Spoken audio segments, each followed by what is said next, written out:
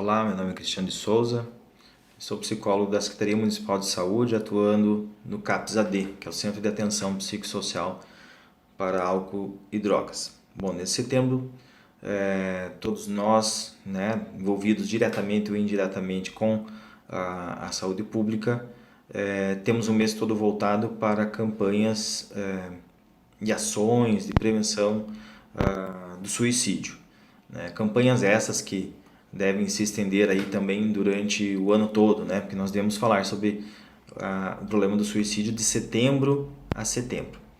Mas por que falar disso? Porque é importante que nós né, cada vez mais levemos então informações à comunidade geral. Porque o problema do suicídio já se configura como um problema de saúde pública, né? Isso tanto apontado pela Organização Mundial de Saúde, pelo Ministério da Saúde, e através disso buscando então ações específicas para tal demanda. Para vocês terem uma ideia, através de números, no mundo hoje em média 800 mil pessoas acabam morrendo por suicídio. Isso quer dizer que a cada 40 segundos uma pessoa comete suicídio no mundo. Então, isso quer dizer também que tem uma característica epidêmica, né, esse fenômeno, ou seja, ele acomete várias pessoas, né, de uma determinada localidade num mesmo período. E é importante que entendamos isso porque isso transcende então a todas as perspectivas mais individualistas sobre o problema do suicídio. E é importante também compreender que o suicídio ele é um problema multifatorial. Ele envolve vários fatores acontecendo ao mesmo tempo. Ele envolve aspectos psicopatológicos relacionados, né? Ou seja, pessoas que têm transtornos como, por exemplo, transtorno do humor, como depressão, e fazem uso de substâncias químicas, drogas lícitas ou ilícitas.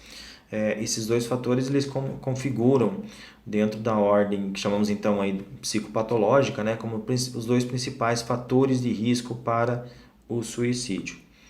Mas como eu dizia, o suicídio ele é multifatorial e dentro disso são verificados também outros fatores, como por exemplo, o desemprego tem uma relação direta com o aumento de casos de suicídio, violências sofridas, sejam elas violências sofridas pela orientação sexual que a pessoa tenha, pela cor da pele que ela tenha, pessoas que sofrem rompimento de laços sociais, ou seja, aspectos que são aí também, né, considerados sociais também têm uma relação direta com o aumento dos suicídios. Então, por isso que nós precisamos falar mais sobre esse problema, porque dessa forma nós vamos poder pensar mais em outras estratégias que estão diretamente relacionadas, então,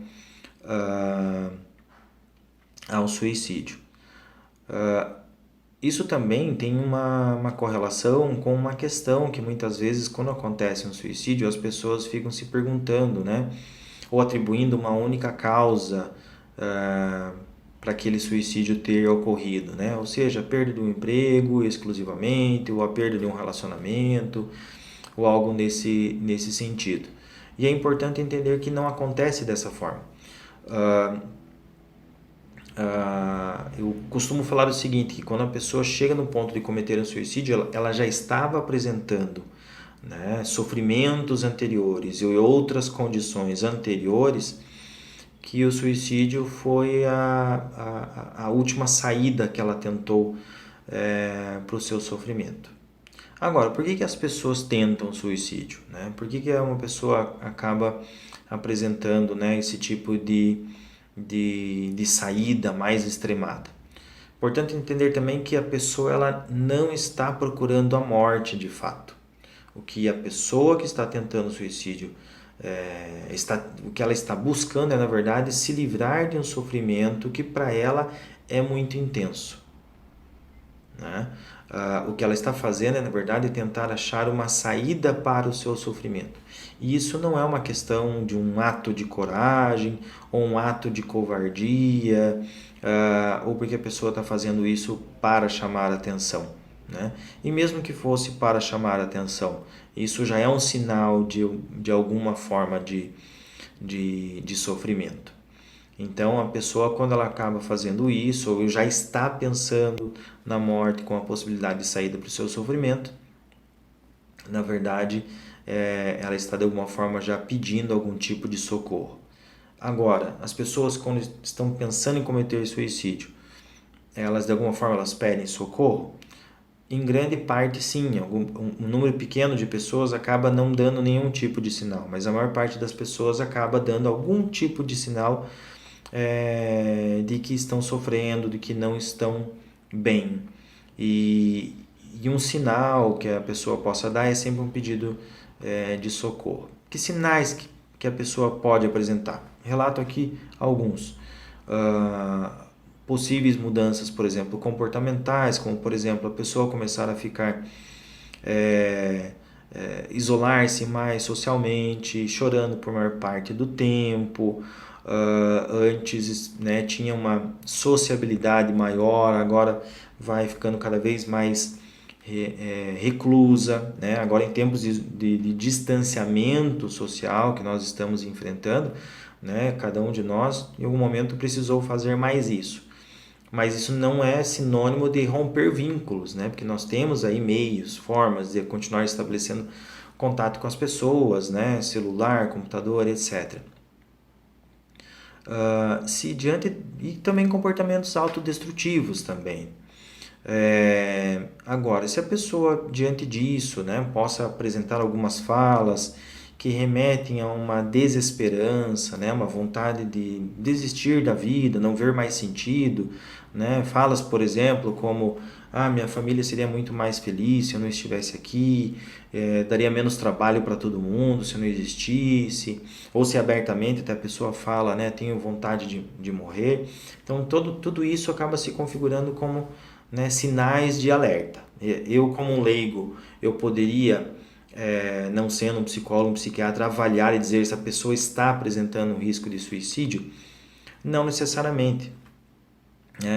É uma avaliação bastante complicada, mas é importante entender que isso são sinais de que a pessoa está em sofrimento. Isso significa que a pessoa ela precisa ser motivada a procurar um profissional, um psicólogo, um psiquiatra, para que então assim ela seja avaliada da melhor forma e se ela estiver apresentando sim um risco de suicídio, né, a conduta mais adequada será realizada diante do que ela estiver apresentando. Mas relato isso para todos, para que nós tenhamos a consciência de que, mesmo eu sendo leigo, mesmo eu não tendo conhecimento, não sendo um profissional de saúde ou de saúde mental, eu posso fazer alguma coisa. E o que é que eu posso fazer? Se colocar de forma muito respeitosa a ouvir essa pessoa e se colocar à disposição, lhe permitindo permissão, por exemplo, o que você gostaria que eu fizesse por você, eu estou aqui para te ajudar. E sempre lembrando, a pessoa nesse momento ela está mais precisando ouvir, mais falar do que ouvir. Então é importante que nesse anseio de tentar ajudar a pessoa, né, a gente não comece a tentar dar muitos conselhos porque não é uma boa abordagem nessas horas. E uma última questão que eu queria deixar aqui. A pergunta que muitas pessoas têm medo de fazer quando a pessoa se encontra nessa situação é: você está pensando em acabar com a sua própria vida? Ou você está pensando em cometer suicídio? Lembre-se, essa frase não vai motivar ninguém a cometer o suicídio.